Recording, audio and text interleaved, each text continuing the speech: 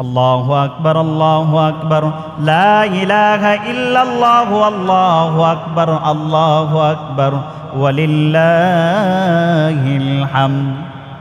এই 9 জিলহজ থেকে 13 জিলহজ আসর পর্যন্ত ফরজ নামাজের পরগুলো এই তাকবীরটা আদায় করা প্রত্যেকটি মুসলমানের জন্য ওয়াজিব। কুরবানির জন্য আমরা যে পশু জবাই করব, আল্লাহ পাক রব্বুল আলামিন কোরআনুল কারীমের সূরা কাউসারের 2 নম্বর আয়াতের মধ্যে বলেন, ফাসাল্লি লিরাব্বিকা ওয়ানহার। তোমরা সালাত আদায় করো। তোমরা কি আদায় করো? সালাত আদায় করো। ওয়ানহার, এবং তোমরা জবাহ করো। কি করো? কুরবানির পশু জবাই করো। আল্লাহ পাক রব্বুল আলামিন প্রথম নামাজের কথা বলেছেন, তারপরে আল্লাহর নামে পশু জবাইয়ের কথা বলেছেন। সেই জন্য আমরা ঈদগাহে গিয়ে আগে নামাজ আদায় করি, তারপরে কুরবানির পশু কুরবানি আদায় করি। ঠিক কিনা বলেন? হ্যাঁ, নাকি আপনাদের এখানে সিস্টেম আছে যে নামাজের আগে করে ফেলার? এটা সব জায়গায় ঠিক না? তাহলে কুরবানির ঈদের নামাজ আদায় করে এসে আমরা কুরবানির পশু জবাই করব। কুরবানির পশু জবাই করার সময় অনেকে দেখি গালাগালি পর্যন্ত করে ফেলে। গরু ধরাধরি নিয়া একজন আরেকজনকে গালি দেয়। নাউজুবিল্লাহ বলবেন না? বাপ ছেলেকে গালি দেয়, ভাই ভাইকে গালি দেয়। এমনটা করা যাবে না। কুরবানির দিন যতই বিরক্ত হন না কেন, মাথায় ঠিক রাখতে হবে আমি আল্লাহর নামে পশু জবাই করতেছি। এখানে আল্লাহর প্রশংসা ছাড়া, আল্লাহর শুকরিয়া ছাড়া, আল্লাহর মহত্ব আর বরত্ব ছাড়া এখানে আর কোনো অন্য কোনো কথা চলবে না। সুবহানাল্লাহ বলেন।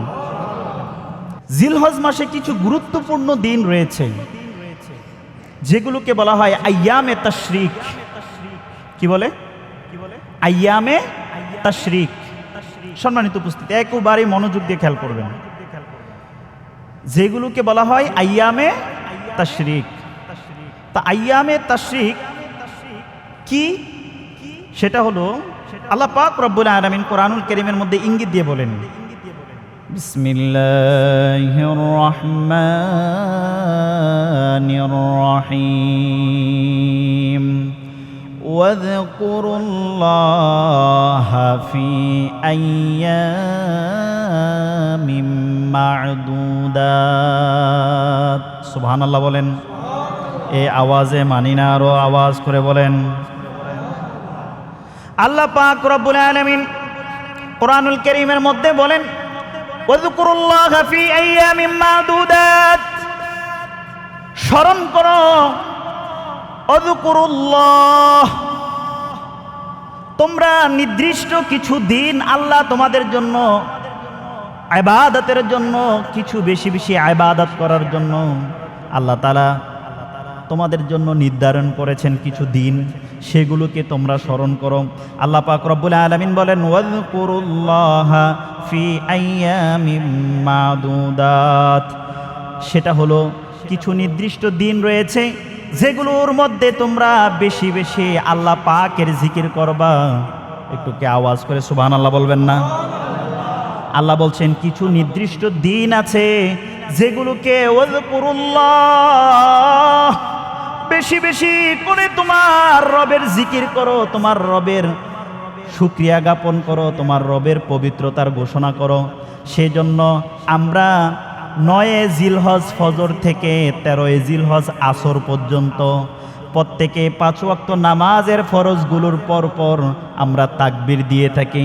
আল্লাহু আকবার, আল্লাহু আকবার, লা ইলাহা ইল্লাল্লাহু, আল্লাহু আকবার, আল্লাহু আকবার, ওয়ালিল্লাহিল হামদ। সুবহানাল্লাহ বলবেন না? আমরা কি করি? আল্লাহ পাকের মহত্ব, বড়ত্ব, আল্লাহ তাআলার শান শওকতগুলো আমাদের এই জবান দিয়ে কি করি? উচ্চারণ করি সুবহানাল্লাহ। এই 9 জিলহজ নিয়ে কিছু কথা রয়ে যায়। মুসলিম শরীফের মধ্যে একখানা হাদিস এসেছে। একজন ব্যক্তি রাসূল করিম সাল্লাল্লাহু আলাইহি ওয়াসাল্লামকে জিজ্ঞাসা করলেন, ইয়া রাসূলুল্লাহ, ইয়া হাবিবাল্লাহ, এই আরাফার দিনটা কি? আরাফার আরেফার এই যে দিনটা নবমে জিলহজ মাসের 9 তারিখ, এই দিনটা কি, এটার মহত্ব কি, বরত্ব কি, মর্যাদা কি? সুবহানাল্লাহ কি বলবেন না? রাসূল করিম সাল্লাল্লাহু আলাইহি ওয়াসাল্লাম বলেন, এই দিনের মহত্ব আর বরত্ব হলো, এই দিনে তোমরা রোজা রাখবা, আর একটা রোজার ফজিলত এত বেশি পরিমাণ, পূর্বের 1 বছর এবং সামনের 1 বছর, 2টা বছরের গুনাহ সগীরা যেগুলো আছে, আল্লাহ পাক রব্বুল আলামিন 2 বছরের গুনাহ সগীরা মাফ করে দেন। আরো জোরে বলে আল্লাহু আকবার।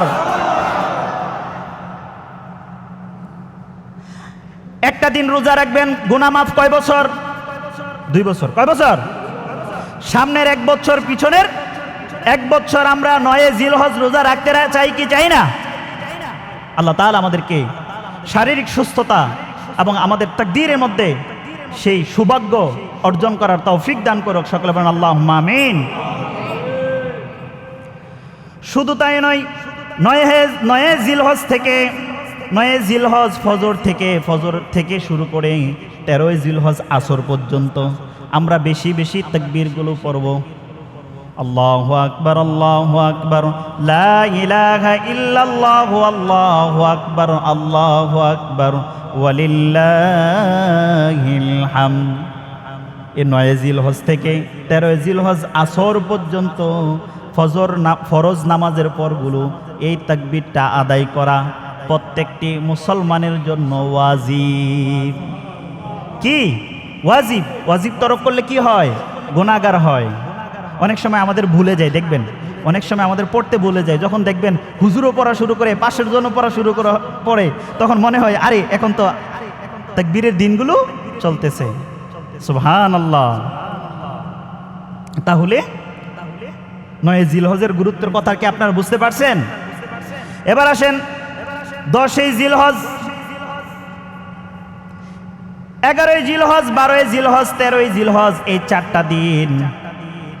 আবার কোন বর্ণনায় আসছে, কোন বর্ণনায় অধিকাংশ উলামায়ে কেরামের মত হলো আইয়ামে তাশরিক হলো 11 জিলহজ, 12 জিলহজ, 13 জিলহজ। সুবহানাল্লাহ বলবেন না? এই 3টা দিনকে বলা হয় আইয়ামে তাশরিক। আর রাসূল করিম সাল্লাল্লাহু আলাইহি ওয়াসাল্লাম বলেন, আমার উম্মতের জন্য কিছু বিশেষ দিন রয়েছে, যেই দিনগুলোতে রোজা রাখা হারাম। রোজা রাখা হারাম। তো সেটা কি? কোরবানির ঈদের দিন আর রোজার ঈদের দিন, এই বিশেষ 2টা ঈদের দিন। আর ঈদের পরের কোরবানির ঈদের অর্থাৎ ঈদুল আজহার 11, 12, 13, এই 3টা দিন, সর্বমোট 5 দিন। এই 5 দিন উম্মতে মুহাম্মাদের জন্য রোজা রাখা সম্পূর্ণ হারাম। সুবহানাল্লাহ। ওই দিন বেশি বেশি খাবেন। সুবহানাল্লাহ। আল্লাহর রাসূল বলেন ওই দিনগুলো হলো আল্লাহর পক্ষ থেকে মেহমানদারির দিন। সুবহানাল্লাহ। আল্লাহর নিয়ামত বেশি বেশি খাবেন, আল্লাহর শুকরিয়া আদায় করবেন। আলহামদুলিল্লাহ। তাহলে আশা করি আপনারা এই বিশেষ দিনের গুরুত্বগুলো বুঝতে পারছেন। সাথে সাথে আরেকটা দিনের কথা না বললে নয়, সেটা হলো কুরবানির দিন। সেটা কি? কুরবানির দিন অর্থাৎ ঈদের দিন কিছু আমাদের গুরুত্বপূর্ণ কাজ আছে। সেটা হলো ঈদের দিন ঈদের নামাজে যাওয়ার আগে পবিত্রতা, পুনরায় আবার পরিষ্কার পরিচ্ছন্ন হওয়ার সুগন্ধি ব্যবহার করা। এক রাস্তা দিয়ে গেলে অন্য রাস্তায় দিয়ে না আসা, এক রাস্তা দিয়ে যাবেন আর অন্য রাস্তা দিয়ে আসবেন, মনে মনে তাকবীর পড়তে থাকবেন, আল্লাহু আকবার, আল্লাহু আকবার। সকলে আল্লাহু আকবার, আল্লাহু আকবার, লা ইলাহা ইল্লাল্লাহু, আল্লাহু আকবার, আল্লাহু আকবার, ওয়ালিল্লাহিল হামদ। সুবহানাল্লাহ বলেন। এই তাসবিহগুলো হলো আল্লাহর প্রিয়তম তাসবিহ, যেগুলোর মধ্যে আল্লাহু আকবার শব্দটা এমন একটা, আকবার শব্দটা এমন একটা শব্দ, কাবীর অর্থ বড়, আর আকবর শব্দের অর্থ হলো অধিক পরিমাণ বড়, যার কোনো উপমা আর তুলনা হয় না। সুবহানাল্লাহ। আল্লাহু আকবার। আল্লাহ তাআলা এমন পুত পবিত্র, এমন মহান শান শৌকতের মালিক আল্লাহ, যার কোনো তুলনা হয় না। এবার আসেন কুরবানির দিনের কিছু বিশেষ কাজ রয়েছে আমাদের। কুরবানির জন্য আমরা যে পশু জবা করব, আল্লাহ পাক রব্বুল আলামিন কোরআনুল কারীমের সূরা কাউসারের 2 নম্বর আয়াতের মধ্যে বলেন, ফাসাল্লি লিরাব্বিকা ওয়ানহার, তোমরা সালাত আদায় করো। তোমরা কি আদায় করো? সালাত আদায় করো। ওয়ানহার, এবং তোমরা জবাহ করো। কি করো? কুরবানির পশু জবাহ করো। আল্লাহ পাক রব্বুল আলামিন প্রথম নামাজের কথা বলেছেন, তারপরে আল্লাহর নামে পশু জবাহের কথা বলেছেন। সেই জন্য আমরা ঈদগাহে গিয়ে আগে নামাজ আদায় করি, তারপরে কুরবানির পশু কুরবানি আদায় করি। ঠিক কিনা বলেন? হ্যাঁ, নাকি আপনাদের এখানে সিস্টেম আছে যে নামাজের আগে করে ফেলার? এটা সব জায়গায় ঠিক না?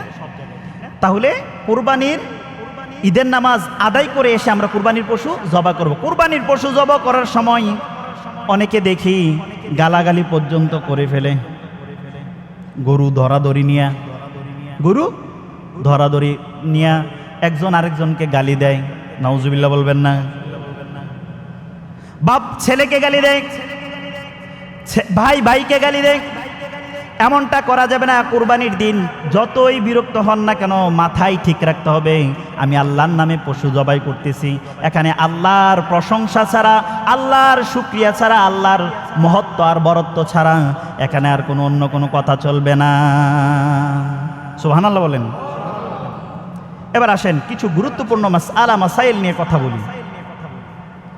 কুরবানি পশু এখানে অধিকাংশ মানুষ এখনো কিনে নাই। হয়তো কয়েক % মানুষ কিনলেও কিনে ফেলতে পারে আগ থেকে। আমাদের সমাজ হলো এখন হলো ফিতনা ফাসাদের সমাজ। ফিতনা কমতি নাই, বাড়তি আছে। সমাজে দেখবেন ফিতনা কি নাই, কমতি নাই। দিন দিন কি হচ্ছে? শুধু ঝামেলা বাড়ে। অনেক সময় প্রশ্ন দাঁড়ায়, অনেকেই প্রশ্ন করেন, হুজুর কুরবানির পশুর সাথে আকিকার দেওয়া যাবে কিনা? একই পশুর মধ্যে যেমন গরু রয়েছে, মহিষ রয়েছে, এগুলো আমরা জবা করি। হুজুর এই কুরবানির পশুর মধ্যে অংশীদারিত্বের মধ্যে আমি আমার একটা সন্তানের নামে আকিকা দিতে চাই, দেওয়া যাবে কিনা? এমন অনেক প্রশ্ন আছে। আবার অনেকে করে থাকেন, আছেন না? অনেকে করেন না যে একটা সময় তৌফিক হয় নাই, কিন্তু ঈদের মধ্যে তো একটা পশু নিতেছি, থাক একটু বাড়তি দিয়ে একটা নিজে এককভাবে একটা গরু নিয়ে নিলাম, আমার ছেলেটার আকিকাটাও যেন আমি দিয়ে দিতে পারি। এরকম চিন্তা অনেকে লালন করে থাকেন। এবার আসেন, ইসলামী শরিয়া মোতাবেক এটি বৈধ কাজ। এটা কি বৈধ? অনেক জায়গায় এটা নিয়ে বড়ই ফিতনা সৃষ্টি হয়ে যায়। কোরবানির পশুর মধ্যে আকিকা দেওয়া যাবে না, না, এমন ধরনের কথা ভিত্তিহীন। এ কথার কোনো যৌক্তিকতা নাই, এ কথার কোনো ভিত্তিও নেই। কেন বললাম কথাটা? ফিকহ ফতোয়া যারা পড়েছেন তারা এই মাসালাগুলোকে অবলোকন করেছেন। একটা কুরবানির পশু, বিশেষ করে মহিষ, গরু, উটের মধ্যে 7 শরিক হওয়া যায়। কয় শরিক? একটু কথা বলেন, কয় শরিক? 7 শরিক হওয়া যায়। এবং সেই 7 শরিকের মধ্যে যদি অধিকাংশ শরিকগুলো কুরবানির হয়ে যায়, কথাটা একটু ভালো করে বুঝবেন মাসালাটা, অধিকাংশ অংশীদারগুলো যদি কিসের হয়? কুরবানির হয়, তাহলে কয়েকটা, একটা কিংবা 2টা নাম অথবা সর্বোচ্চ 3টা নাম দেওয়া যেতে পারে একটা গরুর মধ্যে কিংবা মহিষের মধ্যে বা উটের মধ্যে আকিকার নাম, যে তার নামে একটা, তার আকিকাটা আমি এখানে এই পশুর মধ্যে দিতে চাই। তাহলে খেয়াল রাখতে হবে একটা কুরবানির পশু কিংবা একটা গরু কিংবা মহিষ কিংবা উটের মধ্যে 7 শরিক হওয়া যায়। অধিকাংশ শরিকগুলো যেন কুরবানির হয়, বেশিরভাগ শরিকটা যেন, অংশীদারটা যেন কিসের হয়? কুরবানির হয়। কম অংশ হতে হবে আকিকার। যদি তুলনামূলকভাবে আকিকার অংশ কুরবানির অংশীদারের চাইতে বেশি হয়ে যায়, তাহলে কুরবানি ফাসেদ হয়ে যাবে। কথাকে আমি বুঝাইতে পারছি? অধিকাংশ অংশীদারিত্ব হতে হবে কিসের? কুরবানির। আমার কি কথা আপনারা বুঝতে পারছেন? এটা একটা সমাজের মধ্যে একটি কমন মাসালা। এগুলো নিয়ে একটু কি হয়, ঝামেলা হয়। অথবা অনেকে মনে করেন যে একটা পশুর মধ্যে একটা দেওয়া দিতে হবে। তাহলে একটা পশুর মধ্যে একটা দেওয়ার যে বিষয়টা হচ্ছে, এটা হচ্ছে ছাগল বকরির ক্ষেত্রে, ছাগল দুম্বা ভেড়া এগুলোতে যেহেতু 7 শরিক হয় না, একটাতেই একটা, এক অংশীদারেরতেই একটা পশু দিতে হয়, তো সেইগুলোর জন্য কি হয় একটা। কথা কি আমি বুঝাইতে পারছি আপনাদেরকে? আপনাদেরকে এই মাসালাটা আমি বুঝাইতে পারছি? সম্মানিত উপস্থিতি, এছাড়াও কোরবানির পশু জবাই করা নিয়ে অনেক সময় অনেক অশৃঙ্খলতা দেখা যায়। কোরবানির পশু এটা একটা বিবেকহীন, এটার তো আর কোনো মানুষের মতো বিবেক নাই। এটাকে যখন জবাই করার জন্য নেবেন, এটা একটু পাগলামি করবেই। আপনাকে যদি হাত পা ধরে বাঁধে নিয়ে যায়, আপনি তো সুস্থ মানুষ, আপনিও তো বাঁচার জন্য কি চাইবেন, চেষ্টা করবেন। তো তদ্রূপভাবে কুরবানির পশুটাও এমনটা পড়ে। তো সেই জন্য কুরবানি জবাই করার জন্য হুজুর হওয়ার শর্ত নয়, মুসলমান ইমানদার হলেই হবে, যদি কোরবানির মাসলা মাসাইলের ব্যাপারে জ্ঞান থাকে। আমি কি কথাটা বুঝাইতে পারছি? কোরবানির মাসলা মাসাইলের ব্যাপারে যদি তার জ্ঞান থাকে, তাহলে সে নিজে কোরবানি নিজের পশু দিতে পারবে, হুজুর হওয়ার জন্য আবশ্যক নয়। কথাকে আমি বুঝাইতে পারছি? এবার আসেন, আবার অনেক সময় দেখা যায় আমাদের হুজুর আমাদের গরুটা কুরবানি করবে, মাশাআল্লাহ সুন্দর, আপনাদের হুজুর আছেন, আপনাদের হুজুর আছেন। এখন হুজুর নিয়ে বলতে গেলে দেখা যায় আর কিছু কথা চলে আসে। একটা সমাজের মধ্যে অসংখ্য মানুষ থাকে, হাজার হাজার মানুষ একটা মহল্লার মধ্যে থাকে না? একটা মসজিদ ওই মহল্লার মধ্যে থাকে, সেই মসজিদের ইমাম একজন হন। অসংখ্য মসজিদের মধ্যে দেখা যায় হুজুররা ঈদের দিন বাড়িতে যান না, এখান থেকে কুরবানি করে আপনাদের কুরবানির পশু জবাই করে তারপরে দুপুরের পর উনি ছুটি নিয়ে বাড়িতে যায়। কিন্তু আসলে এটা বলতে আমার কাছে ইতস্ত লাগতেছে, অনেক সমাজ, আলহামদুলিল্লাহ আমি গুনাহগারের, আল্লাহ পাক রব্বুল আলামিন, আমি জন্ম হওয়ার পর থেকে দেখতেছি আল্লাহ পাক আমাদেরকে সেই সামর্থ্য দিয়েছেন কোরবানি দেওয়ার মতো। অসংখ্য, সবার তো আর্থিক সচ্ছলতা একরকম নয়।